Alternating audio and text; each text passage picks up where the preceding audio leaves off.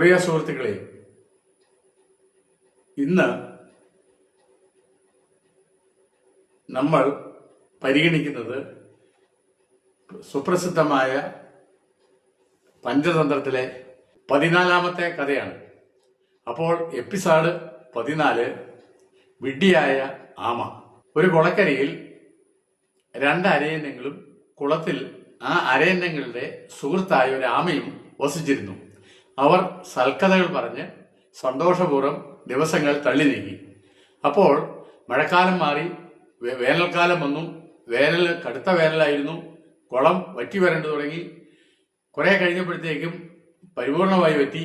കുറെ ചേറ് മാതിരി കുളം ആയി. ഈ അവസരത്തിൽ അരയന്നങ്ങൾ പറഞ്ഞു, സുഹൃത്തായ ആമേ, നിങ്ങൾ ഇന്ന് ഒരു ആലോചനയും കൂടാതെ ഇരിക്കുന്നത് എന്ത്? വെള്ളമില്ലല്ലോ കുളത്തില്. ഇങ്ങനെ മുന്നോട്ട് പോയാൽ നിങ്ങൾക്ക് എങ്ങനെ ഇവിടെ ജീവിക്കാൻ പറ്റും? അപ്പോൾ ആമ പറഞ്ഞു, എന്തെങ്കിലും ഉപായം കണ്ടുപിടിക്കണം. ധൈര്യവും ആലോചനയും വിവേകവും ഉണ്ടെങ്കിൽ ഏത് ആപത്തിനെയും മറികടക്കാനുള്ള ഒരു മാർഗം നമുക്ക് കണ്ടെത്താൻ പറ്റും. അപ്പോൾ അരയന്നങ്ങൾ ചോദിച്ചു, എന്താണ് നിങ്ങൾ ഉദ്ദേശിക്കുന്നത്? അപ്പോൾ ആമ അവരോട് പറഞ്ഞു, നിങ്ങൾ വണ്ണം കുറഞ്ഞ ഒരു വടി എടുത്തുകൊണ്ട് വരിക. അതോടൊപ്പം വെള്ളമുള്ള കുളവും അന്വേഷിക്കുക.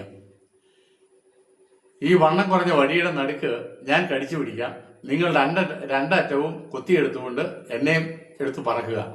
എന്നിട്ട് ഈ വെള്ളമുള്ള കുളത്തിൽ കൊണ്ടേ ആക്കുക. ഇതൊരു ഉപായമാണ്.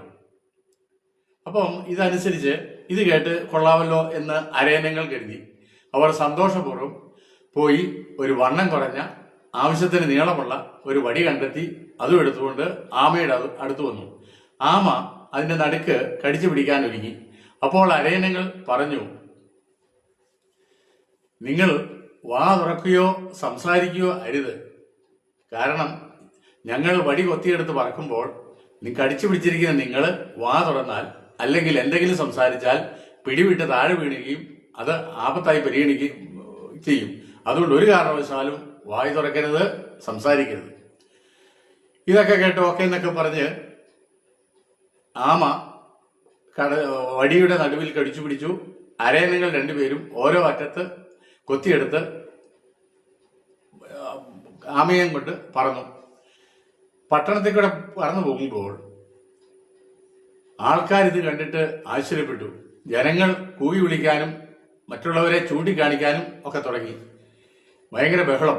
ഒരു പ്രത്യേക ജീവി ആകാശത്തിൽ കൂടെ പറന്നു പോകുന്നു എന്നാണ് ജനങ്ങൾ കരുതിയത്. 2 അരയന്നങ്ങൾ, നടുക്കൊരാമ, നടുക്കൊരു വടി. ഇതെന്തൊരു വിചിത്രമായ കാഴ്ച. അപ്പൊ ആൾക്കാർ, പ്രത്യേകിച്ച് കുട്ടികൾ, ഓടിക്കൂടി ആകാശത്തെ നോക്കി അതും ഇതും പറയാൻ തുടങ്ങി. അപ്പോൾ വിഡ്ഢിയായ ആമ എന്ത് ചെയ്തെന്നറിയാമോ? ആമ അതെന്താണ് ഈ ബഹളം കേൾക്കുന്നതെന്നങ്ങ് ചോദിച്ചു. ആ ചോദ്യം പൂർത്തിയാക്കിയില്ല. പിടിവിട്ട് താഴെ വീണ് അവൻ ചത്തുപോയി. പിടക്കോഴി തുടർന്നു, അതുകൊണ്ടാണ് ഞാൻ പറയുന്നത്, ഗുണകാംക്ഷികൾ പറയുന്നത് കേൾക്കാതെ തോന്നിവാസം പ്രവർത്തിക്കുന്നവൻ, വിവേകമില്ലാതെ പ്രവർത്തിക്കുന്നവൻ, ആലോചനയില്ലാതെ പ്രവർത്തിക്കുന്നവൻ, ഭാവിയെക്കരുതി ചിന്തിക്കാതെ പ്രവർത്തിക്കുന്നവൻ, വരുന്നത് വരട്ടെ എന്ന് ചിന്തിക്കുന്നവൻ ഈ പറയുന്ന ആമയെ പോലെ നശിച്ചു പോകും. 3 മത്സ്യങ്ങളുടെ കഥ ഇവിടെ പ്രസക്തമാണ്. അത് എന്താണെന്ന് കുളക്കോഴി പിടക്കോഴിയോട് ചോദിച്ചു.